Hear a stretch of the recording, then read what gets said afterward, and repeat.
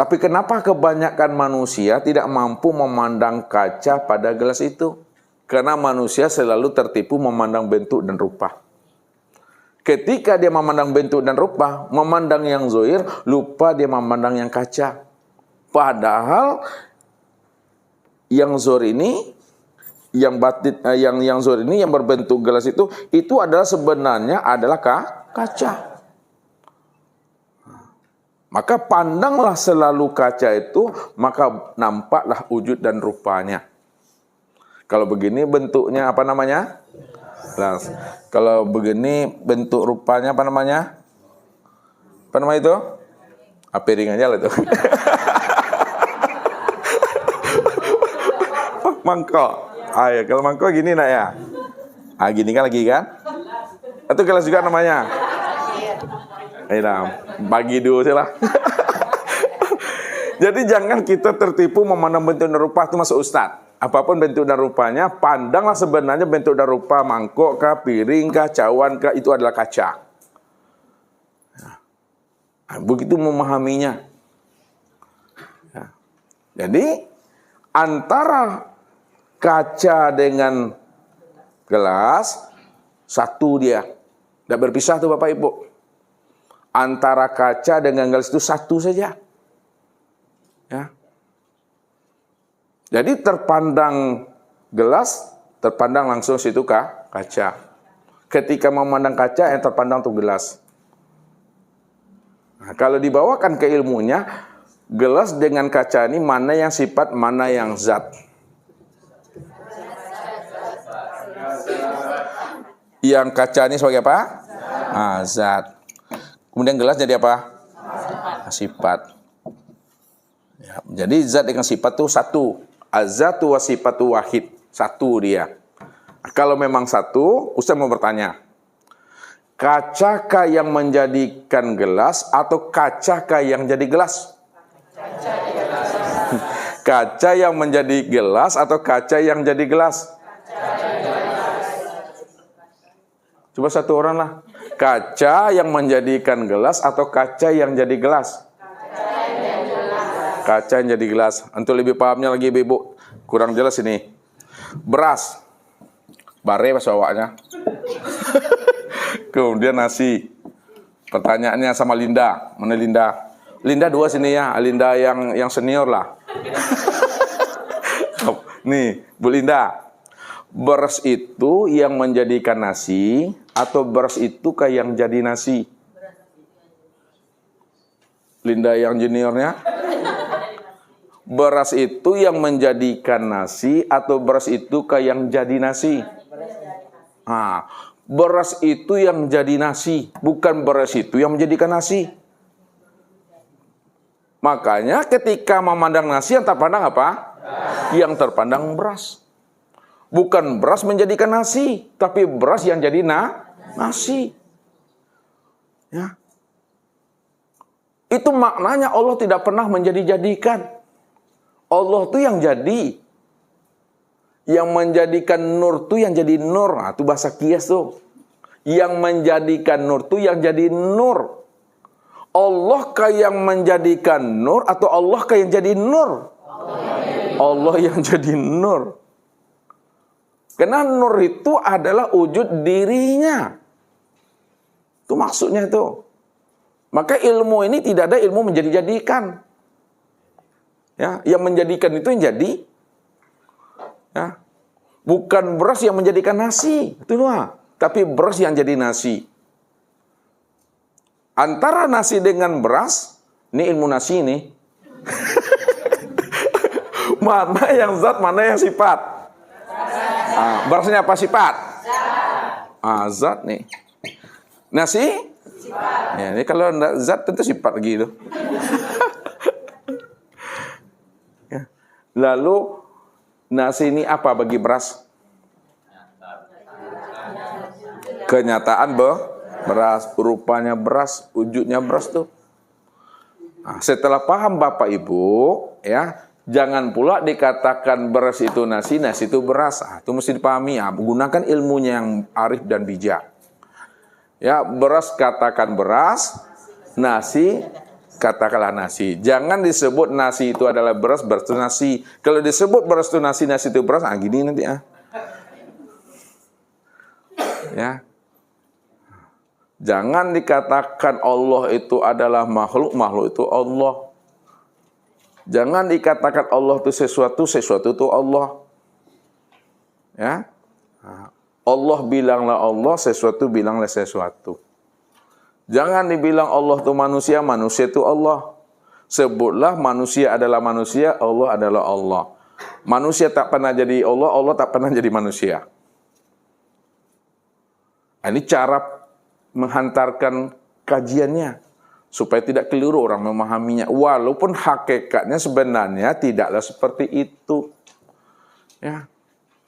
Yang menjadikan insan itu yang jadi insan. Bukan Allah menjadi manusia. Ya, ini kan bahasa menjadikan itu kan membuat Bapak Ibu keliru nanti jadinya. Ya. Yang menjadikan itu yang jadi. Bukan Allah menjadi manusia. Ini cara menghantarkannya bagaimana Bapak Ibu bisa berbahasa, orang bisa mengerti. Makanya Ustaz katakan dengan bahasa kias, beraskah yang menjadi nasi atau beraskah yang menjadikan nasi? Yang benarnya apa?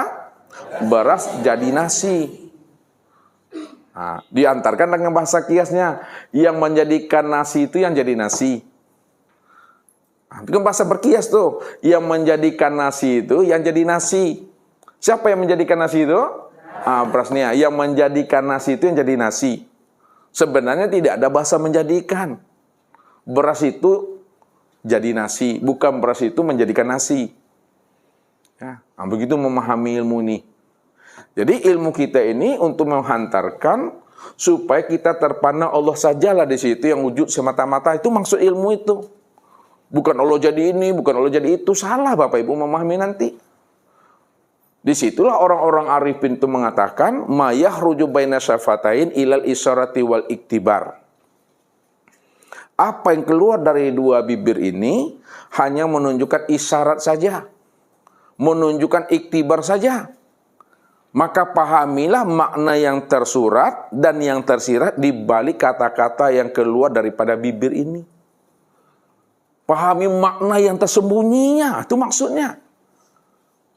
Jangan hanya sebatas mendengarkan bunyinya, mendengarkan lafaznya, tapi tak mampu kita mengambil iktibar dan pelajaran di balik kata-kata itu. Begini pula kita cara memahami Allah ini. Bukan lafaz Allah itu yang Allah. Tapi pahamilah di balik kata-kata Allah itulah yang Allah. Berarti Allah itu menjelaskan tentang dirinya yang kosong itu. Kalaulah Allah itu menjelaskan tentang dirinya yang kosong itu, berarti Allah itu nama bagi diri yang kosong. Allah itu nama bagi diri yang kosong, yang tidak bisa disebut. Jadi bukan lafaz Allah ini Allah. Inilah maknanya mayahruju baina syafatain ilal isyarati wal iktibar. Apa yang keluar dari dua lisan, dua bibir menunjukkan isyarat dan iktibar saja. Jangan kita tertipu mau mendengarkan bunyi lafaznya, tapi pahamilah rahasia yang tersembunyi di balik lafaz yang diungkapkan itu. Jadi lafaz Allah yang kita sebut itu untuk menjelaskan tentang rahasia dirinya yang kosong, yang tidak bisa disebut. Ya. Jadi Allah itu nama bagi dirinya yang nggak bisa disebut, yang kosong itu. Bahasa singkatnya, Allah itu nama bagi diri yang kosong. Itu aja lah tuh Bapak Ibu. Ya kan? Kok lambe lo loadingnya kok. Itu aja dipesingkit kajinya itu mah. Allah itu nama bagi diri yang kosong itu, yang nggak bisa disebut tuh. Itu tadi itu. Ini yang asal tuh. Ini yang hakikat rahasia Tuhan tuh yang kosong. Nah, sekarang yang kita kaji selama ini dikaji oleh ulama-ulama tauhid, bukan yang kosong ini yang dikajinya. Yang dikaji itu yang mana? Yang dikaji itu adalah wujudnya. Yang dikaji itu adalah sifatnya. Yang dikaji itu adalah segala yang ada, segala yang wujud ini. Nah, kalau kita kaji itu, lalu tidak mau kita memahami di balik rahasia yang wujud itu, masih tertipu juga kita di sana nantinya. Nah, Jadi maksud Ustadz, kalau digunakan dengan bahasa kaji, yang dibahas selalu adalah sifat. Yang dibahas adalah selalu sifat. Yang sifat ini yang disebut namanya apa? Sebut apa namanya kalau bahasa hakikat, apa namanya ini? Bahasa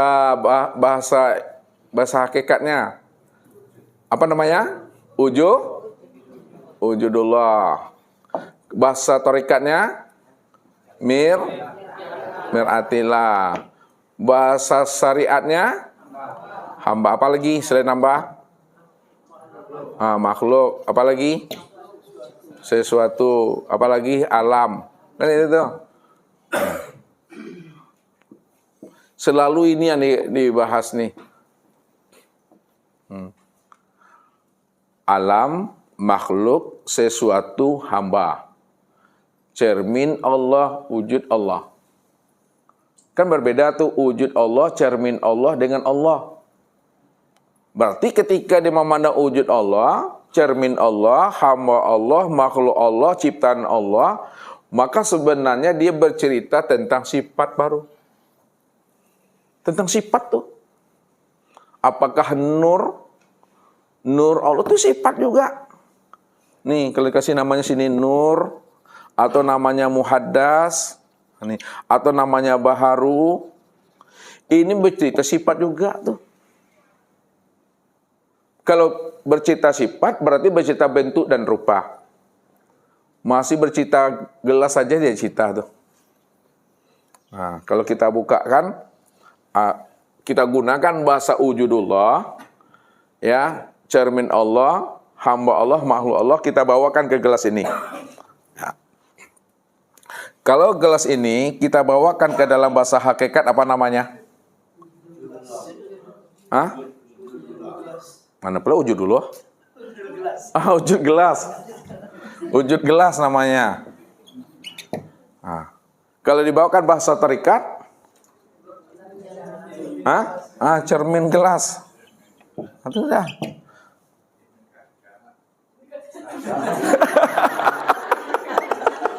Mana yang menacok dulu lagi? Kalau dibahasakan hakikat, ya, yang gelas nih disebut apa namanya? Wujud kaca. Kalau tadi wujudullah, ini jadi gelas. Nih, Pak. Kalau dibawakan bahasa hakikat, maka disebut wujud apa namanya? Wujud kaca. Kalau dibawakan bahasa torikat, cermin kaca. Cermin kaca. Kalau dibawakan bahasa syariat,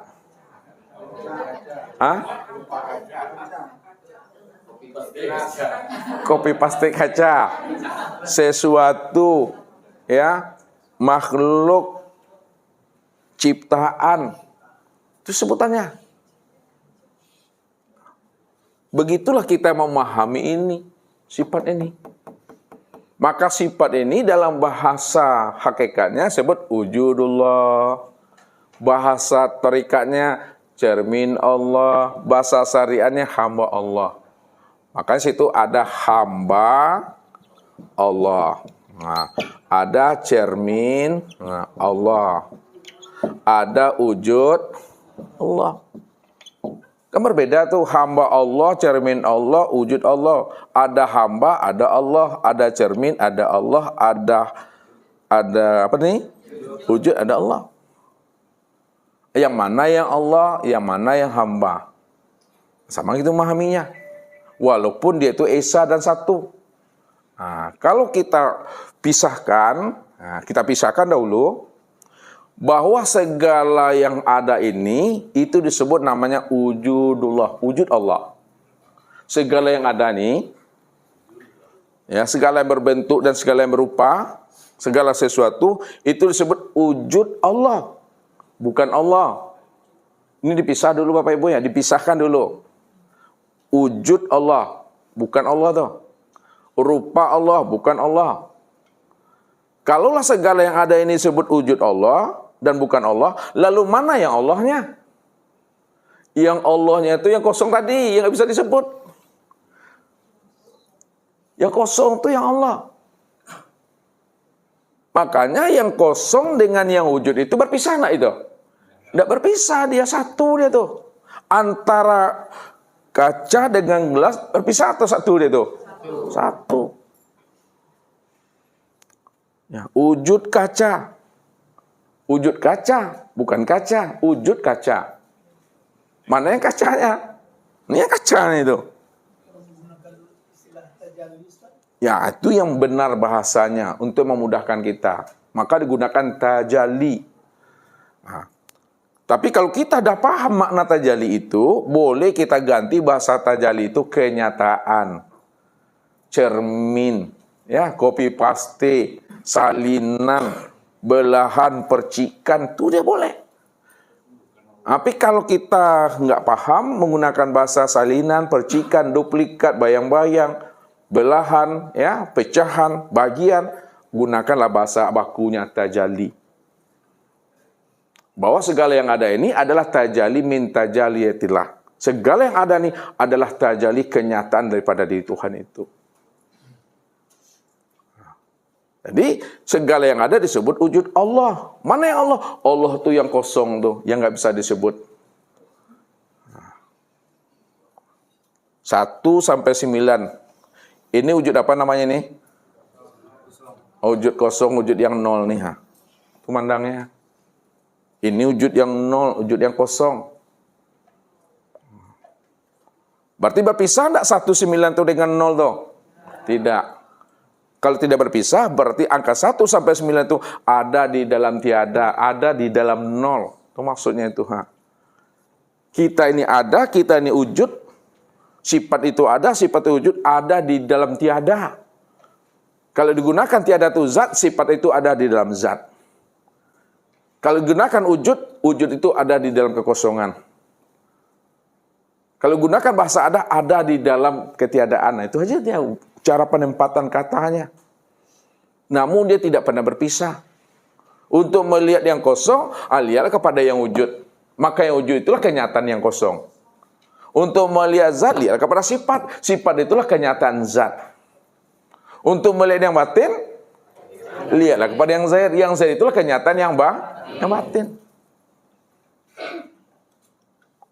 Maka sesungguhnya yang batin, ya, ini yang nggak bisa disebut tuh. Karena dia nggak bisa disebut, maka diberilah namanya dengan Allah. Jadi Allah tuh nama dari yang kosong itu, nama yang nggak bisa disebut. Itu dia tuh, nama yang agung.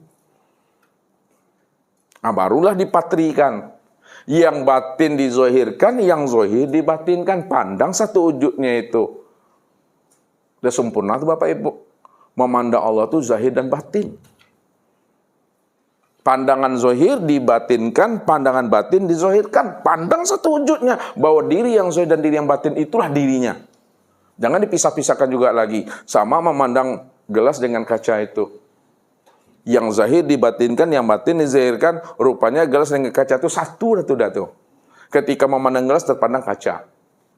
Tapi sebaliknya, siapa yang tidak mampu memandang kaca pada gelas, apa namanya tuh? Artinya butuh sange itu. Siapa yang tidak mampu memandang kaca pada gelas, artinya butuh sange itu yang sebenarnya. Siapa yang tidak mampu memandang Allah yang wujud, yang nyata, yang terang dan jelas pada dirinya disebut apa tuh?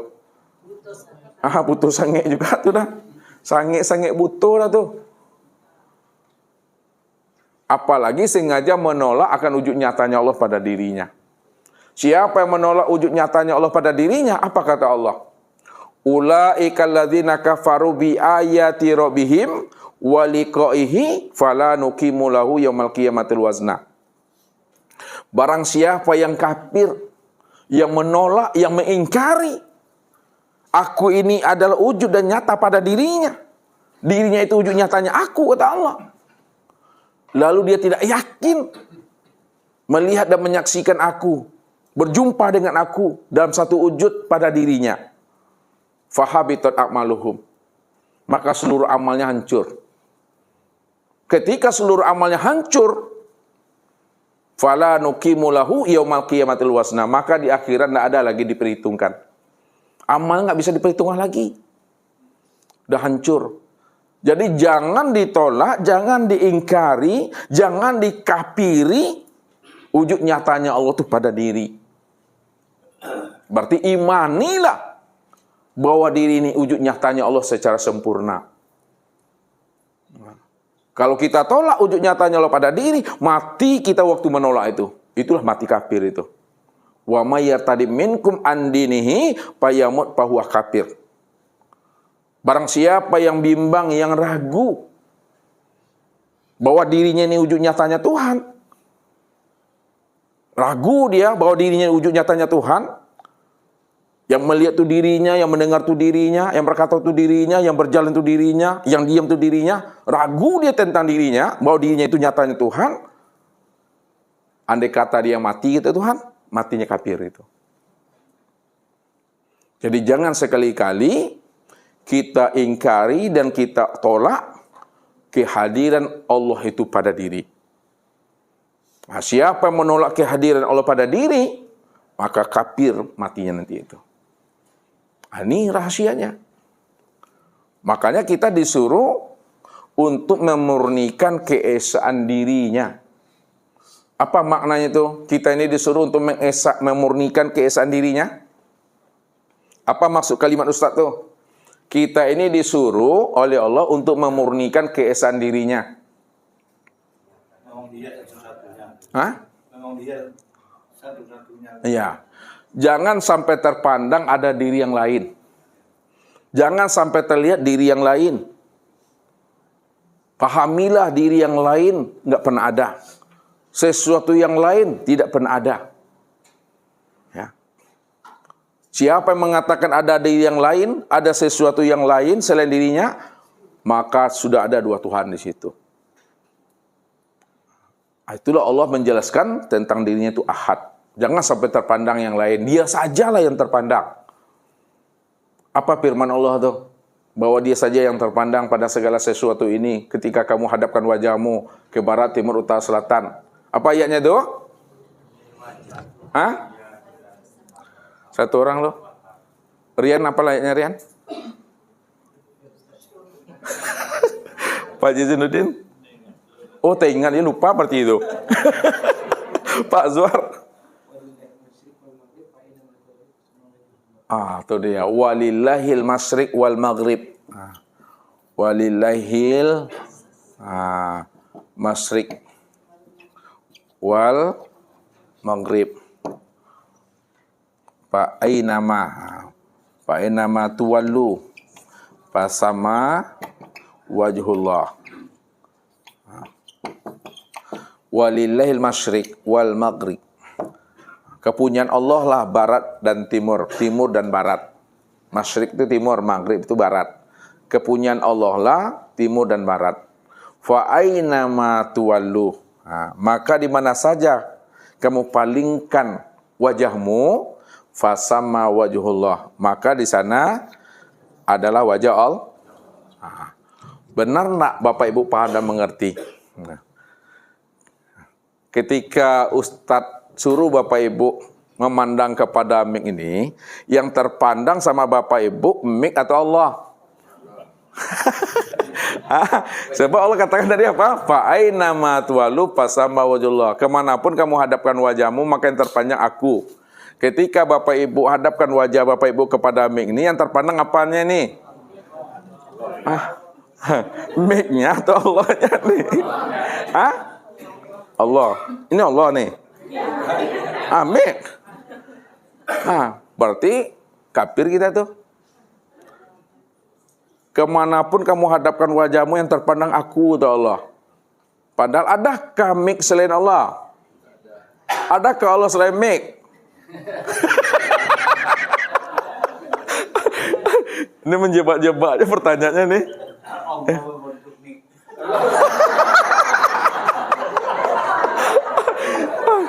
Kemana kamu hadapkan wajahmu, yang nampak wajah aku. Ketika Bapak Ibu pandang mik ini, yang nampak mik atau yang nampak Allahnya?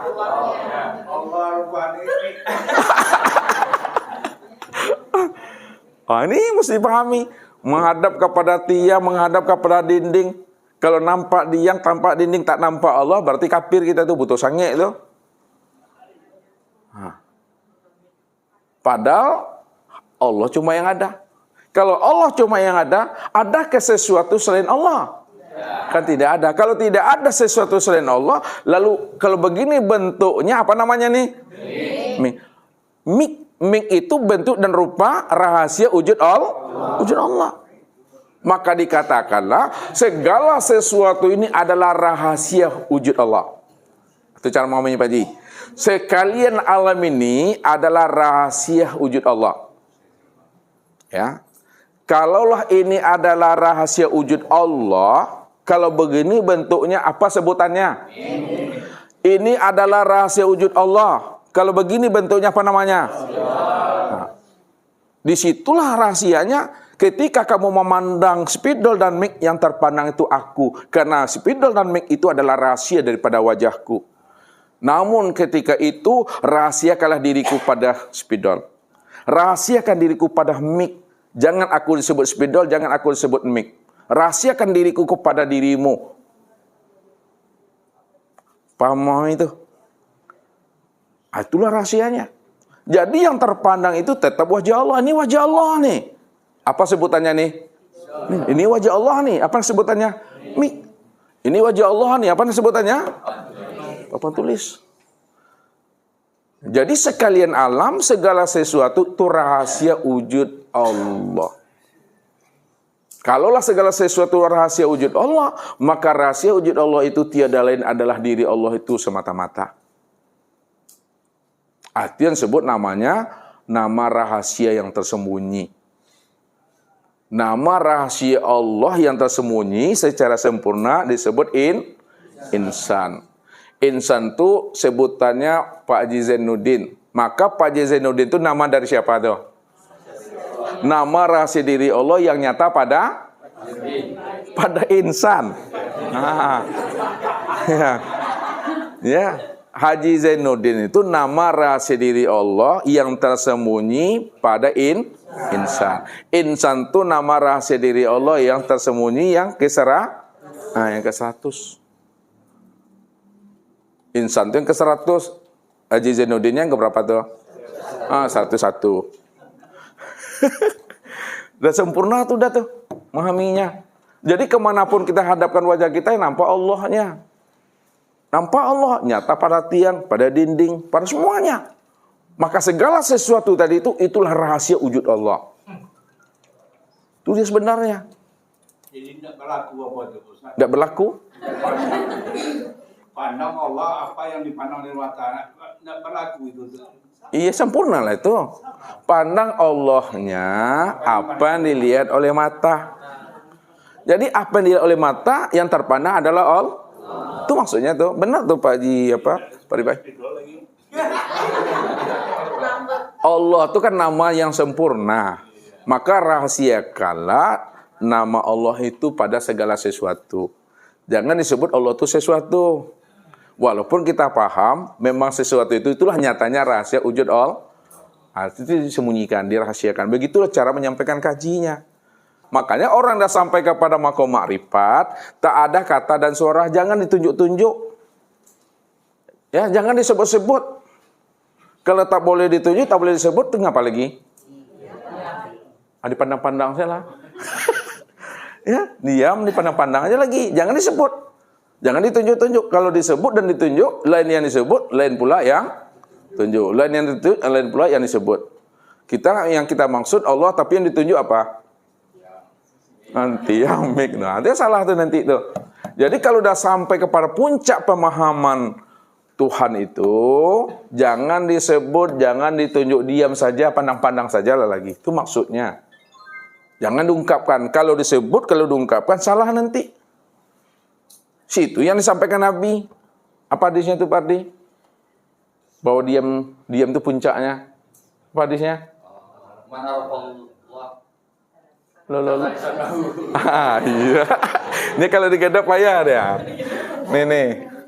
Man arafallah kala sanahu. Barang siapa yang sudah kenal Allah, siapa yang sudah kenal Allah, bahwa dialah yang wujud, Ya, dia yang awal, dia yang akhir, dia yang zahir, dia yang bersifat, dia segala-galanya. Kala lisanahu. Kelu lidah itu. Kata yang tiada terkatakan. Tak bisa lagi disebut. Sebab kalau disebut, nanti rancu maknanya. Ya, keliru maknanya nanti. Jadi jangan disebut. Diam saja, kemudian pandang-pandang saja. Itulah tuh. Kalau disebut dalam rangka belajar dan mengajar. Ya. Jadi kalau kita sebut, kita uraikan dalam rangka belajar dan mengajar untuk membukakan paham, untuk memberi paham. Kalau sudah paham, diam. Bukti pahamnya apa? Itu diam kan? Nggak boleh bertanya lagi. Kalau bertanya tanda tak paham. Ya aku udah capek bulan ya. Itulah itu bahasanya. Mungkin itu Bapak Ibu ya, rahasia tentang hakikat diri Tuhan, bahwa hakikat rahasia Tuhan itu adalah kosong dalam ketiadaan. Kalau dipahami, yang tidak ada itu yang dirinya. Ya. Karena dia tidak bisa disebut, tidak bisa dijelaskan, tidak bisa diuraikan lagi, disebutlah namanya dengan Allah. Jadi Allah itu nama daripada yang tidak bisa disebut. Allah itu nama dari yang kosong tuh. Itu maksudnya itu. Nah, sedangkan yang ada ini wujud dari yang kosong. Yang ada ini wujud dari yang kosong tuh. Pandanglah bahwa wujud daripada dari yang kosong, ya dialah semata-mata. Jadi jangan dicari-cari juga Tuhan itu lagi. Siapa yang mencari Tuhan itu butuh sange itu. Ya, siapa yang mencari-cari Tuhan juga butuh sange. Untuk apa Tuhan itu dicari? Karena dia sudah nyata pada diri sendiri. Diri sendiri inilah nyatanya dirinya. Jangan dicari juga Tuhan itu lagi. Itu rahasia ilmu ini. Sehingga Bapak Ibu benar-benar kala lisanahu itu. Apapun kata orang, ya pahami aja lah. Ya. Kita yang penting kita paham dan mengerti ya tentang rahasia diri Tuhan itu. Situlah banyaknya kita diam. Kita banyak menyikmatinya. Jalani aja lagi. Maka keputusan kaji itu ya, keputusan kaji itu pada iman. Iman itu nampak pada kepatuhan. Sami'na wa ta'na. Tampak sabarnya, tampak ikhlasnya, itulah keputusan pandang pada apa? Coba, Pardi lagi.